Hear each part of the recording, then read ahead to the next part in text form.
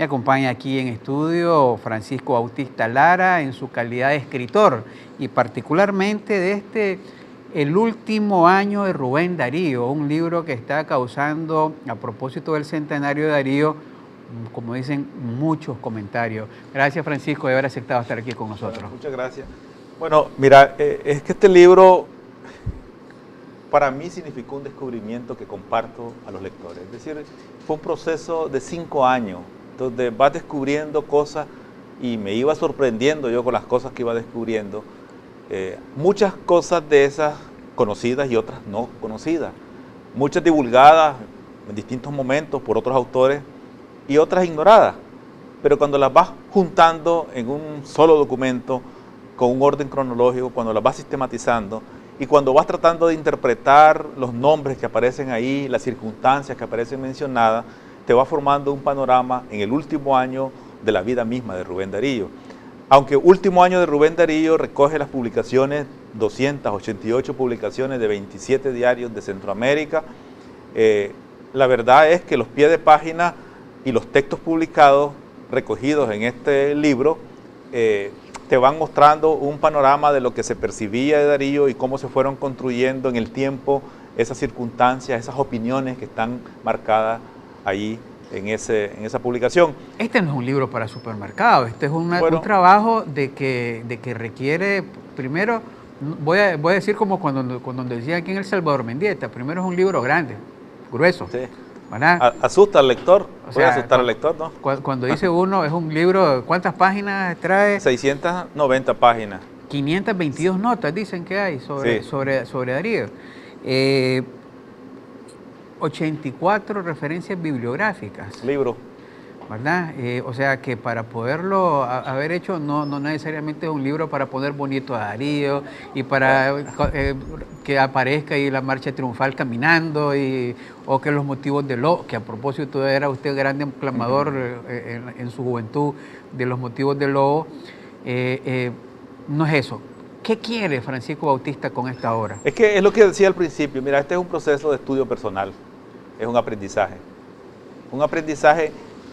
que no pretendía realmente publicar un libro, es decir, simplemente conocer a Darío, identificar a Darío, tratar de descubrir un poquito más allá de los textos que de Darío había escrito o de los ensayos que Darío había leído en algún momento. Y te voy a decir una cosa, lo que dice Carlos Martínez Rivas, bueno, yo quisiera que este libro fuera de supermercado y la gente lo lleve masivamente. Lamentablemente... son los malos los que se venden así. Lamentablemente es un poquito caro, pues, porque sacar 690 páginas, lo que hay detrás de 690 páginas, los 5 años, entonces resulta que es un libro que viene costando tal vez, no sé, 400, 500 pesos en la librería y ya no se vuelve tan masivo. Ahora, yo quisiera que este libro llegara a la gente y que costara 50 pesos, me gustaría. Pero bueno, no es posible materialmente hacerlo, pero está llegando a la gente y quisiera que llegara y que la gente se enterara y leyera, no todo lo de Darío, sino que un pedacito más de lo que ya se ha dicho de Darío y que todavía quedará mucho más que decir de Darío. Y esa es la genialidad de Darío, es decir, un personaje literario y una personalidad que no agotamos nunca. Ahora, normalmente de Darío, casualmente... muchos conocimos, incluso en Nicaragua, Darío venido desde Argentina o Chile, ¿verdad? Yo recuerdo una gran discusión que si era argentino o chileno, Rubén Darío no creyeron que era de Nicaragua, mucho menos de Metapa, ¿verdad? En algún momento de la historia se cuenta eso. Pero ahora que hizo usted este libro, este último año de Rubén Darío, lo veo de que incluso los organismos regionales o los órganos regionales de la integración centroamericana, entre ellos la Corte Centroamericana de Justicia, donde está uno de los magistrados Lobo, creo que es Darío Lobo, ¿verdad? Si no me equivoco, que fue magistrado y era gran amante, pues porque su Darío, su nombre incluso era en honor a Rubén Darío. Están pendientes. ¿Cómo le ha ido con estas giras y estas presentaciones que ha hecho ante estos órganos, entiendo, ante la Corte Centroamericana de Justicia y ante el Parlamento Centroamericano? Bueno, mira, me ha ido muy bien porque he tenido la posibilidad de compartir puntos de vista sobre Darío. Y es que aquí presentamos un Darío centroamericano. O sea, un Darío visto por Centroamérica, más bien. con toda la connotación universal de Darío, pero es un Darío visto desde Guatemala, por ejemplo, cómo lo veían los guatemaltecos hace un siglo a Rubén Darío, cómo lo veían los salvadoreños, cómo lo veían los nicaragüenses, cómo lo veían los costarricenses. Entonces ese es el Darío que está aquí, ese Darío que es centroamericano a pesar de estar lejos, ese Darío que sigue hablando y refiriéndose a la patria grande de Centroamérica a pesar de la distancia, y desde su juventud, desde su niñez, Darío se expresó en elogio a ese proyecto de integración, de unión centroamericana, un proyecto que después se fue, digamos, frustrando en el tiempo, pero que Darío admiraba eso, desde las ideas liberales. Yo diría que lo que más le gustó a Darío de las ideas liberales fue precisamente el vínculo de las ideas liberales con el proceso unionista centroamericano. Y eso él lo expresó en sus poemas de adolescente, de juventud, y más adelante, ya como poeta adulto, y en su retorno a la patria centroamericana, él retoma esos temas y vuelve a hablar de esos temas, a pesar de que su genio estaba apagándose por el deterioro de la salud, con que regresa en 1915 a Guatemala. Y ese es el Darío que rescatamos aquí, visto desde muchos puntos de vista por distintos autores centroamericanos y de otros países, pero que son recogidos en la prensa centroamericana. Hay que entender que en aquella época, 1915 y 16, no existían programas como este. No había televisión, no había internet, no habían radios de comunicación que entran hasta los años 20. La única manera de enterarse de Darío era en la prensa escrita. Una prensa escrita que circulaba en la población, pero había una población que no era letrada. El analfabetismo en Centroamérica en aquellos tiempos representaba más del 70% de la población. Entonces solamente había un 30% quizás que sabía leer y escribir. Y de ese 30% pregunto quiénes leían periódicos. Eran élites muy reducidas. Y por muy masivo que fuera la circulación de un diario, esos círculos a los cuales llegaba Darío en el texto escrito son limitados. Pero bueno, eso generaban la opinión de la época y son los que tenían, digamos, la influencia literaria, cultural, política, social de los países centroamericanos de aquellos años. Bueno, ese es el Darío, tal y como fue copiado, como fue percibido en aquellos años. Yo quisiera comentarte, Plinio, hoy es día 3 de febrero.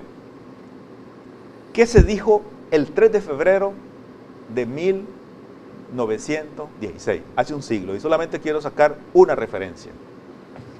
El diario nicaragüense de Granada, el más influyente diario de Nicaragua de aquel tiempo, escribió el titular Los últimos momentos del poeta. Y quiero recordarte que Rubén Darío tuvo todavía la posibilidad de leer esa publicación.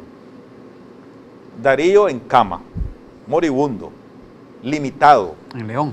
En León, puede leer y lo lee angustiado y lo lee decepcionado porque ya están hablando de sus funerales y él todavía tenía la posibilidad de estar vivo.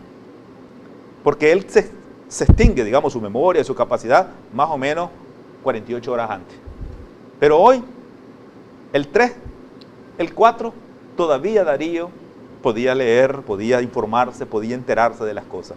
Mira lo que dice, y solamente leo algunos párrafos para que nos enteremos el impacto que pudo haber tenido aquella noticia en Rubén Darío y cómo se estaba manejando la opinión pública nicaragüense. O sea, Rubén Darío está agonizando, diríamos, está en una situación crítica y un diario en Granada está diciendo. Dice, el eximio poeta se encuentra en estado agónico, según las últimas noticias que acerca de él se nos han transmitido. Todo anuncia que el genial Portalira rendirá su jornada en la ciudad donde pisó los años de la fresca juventud. El caso es desesperado y algunos periódicos publican ya el programa de sus funerales elaborados en León por sus amigos y admiradores. Publicamos a continuación los siguientes detalles que también tomamos del diario El Comercio, otro diario que cita en este caso. Dice, continuamos recibiendo noticias extremas acerca de la enfermedad de Darío. A la hora en que escribimos, a las 12 del mediodía, nos avisan de León que los médicos han expresado la opinión de que el caso se resuelve dentro de 48 horas. El viernes, los doctores de Baile y Sacasa, estamos hablando viernes, una semana antes, Sí. dijeron que ese asunto se resolvería en 5 días y parece que el pronóstico se cumplirá. Las noticias que recibimos agregan que en la tarde de antier el poeta hizo su testamento verbal en presencia de varios amigos, entre ellos los doctores Santiago Argüello y Antonio Medrano. Más adelante, en un titular dice, el programa de sus funerales. Ha sido objeto de discusión en la metrópoli la redacción del programa de los funerales del ilustre hijo de Nicaragua. Damos enseguida un resumen de lo que hasta ayer se había dispuesto y que queda sometido a variaciones. Aparecen los diferentes puntos del programa. Dice, el cadáver será embalsamado por los doctores de Baile y Lara y puesto a disposición durante 2 días en la casa de habitación de don Francisco Castro, amigo íntimo del poeta. Más adelante dice, después será trasladado en procesión fúnebre al salón de actos de la universidad, donde permanecerá igualmente en exposición por el término de 8 días, desde las 9 de la mañana hasta las 10 de la noche. Sigue más adelante, concluidos los 10 días, están hablando de 10 días antes de que Darío se muera. El cadáver será sepultado en el cementerio de Guadalupe, eso es lo que dicen el programa previo, después de recorrer las principales calles de la ciudad. Después dice otros detalles y comienzan a hablar, después hablan las atenciones del señor presidente Adolfo Díaz. El presidente de la República ha estado atento al proceso de gravedad de Darío y antier en la tarde, en conversación con el encargado de negocios de Honduras, el doctor López Padilla, ha significado su pesadumbre ante el fatal desaparecimiento del poeta, a quien considera la más alta gloria literaria de América, etcétera, etcétera. Es decir, ese es el panorama de hace exactamente 100 años, se está diciendo eso, se está discutiendo cuánto falta, 48 horas, 24 horas, que las honras fúnebres van a ser de tantos días, etcétera. O sea, la sociedad estaba pendiente de lo que estaba ocurriendo en ese momento con Darío. No era un desconocido, no era un ciudadano común y corriente. Pero te quiero decir una cosa, lo que parece positivo no lo es tan positivo. Había una gran expectativa sobre Darío, eso podría ser bueno, pero ¿saben qué había? Había un espectáculo sobre Darío, y el hombre moribundo, sufriendo la enfermedad.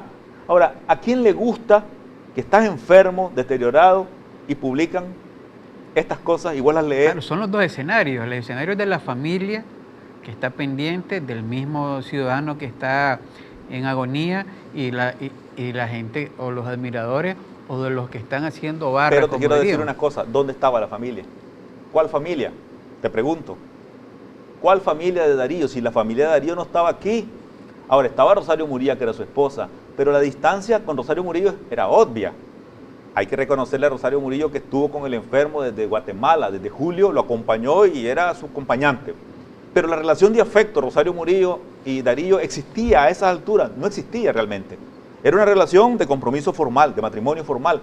Los verdaderos afectos de Rubén Darío estaban en España, en Barcelona, con Francisca Sánchez, la única compañera que durante 15 años se acercó a tener un hogar, y estaban con su hijo pequeño, de 7, 8 años en aquel momento, nació en el 7, sí, 9 años iba a cumplir Rubén Darío Sánchez, y Rubén Darío Sánchez y Rafaela estaban en España, lejos de él, sin posibilidades de comunicarse. Por lo tanto, el círculo familiar cercano, íntimo, privado, no existía, estaba distante. Y el círculo que le rodeaba, fundamentalmente intelectuales, amigos, conocidos, hacían de la presencia de Darío un espectáculo, y todo mundo quería asomarse a la tumba del moribundo, a ver cuándo exhalaba su último suspiro. ¿A cargo de quién estaban todas esas atenciones médicas, si no estaba la familia más cercana, aunque estaba quien la estaba acompañando? Bueno, mira, Rosario Murillo era la esposa oficial, por lo tanto, oficialmente en Nicaragua, las decisiones básicas sobre la situación de Darío las tomaba ella. El gobierno de Nicaragua asumió todos los gastos, declaró duelo nacional y a costas del Tesoro Nacional los gastos de los funerales y de la atención médica de Darío. Esa es la situación. Ahora, Darío estaba ahí, decepcionado, sin ganas de vivir realmente, es decir, estaba quemando los últimos días, y aquí le faltaban 2 días, le faltaban 5, ¿cuánto le faltaba? Yo me imagino que si en aquel tiempo hubieran habido cámaras de televisión como este canal, como todos los canales, en la puerta de la casa hubieran habido 50 cámaras afuera esperando que avisaran que Darío murió. Eso suena como, puede sonar bonito visto en el tiempo y visto desde fuera de la familia, pero cuando vos tenés un dolor personal que está sufriendo y la persona misma que está padeciendo ese dolor, vos no querés ruido, no querés espectáculo, vos querés silencio, vos querés soledad. Y eso Darío lamentablemente no lo tuvo.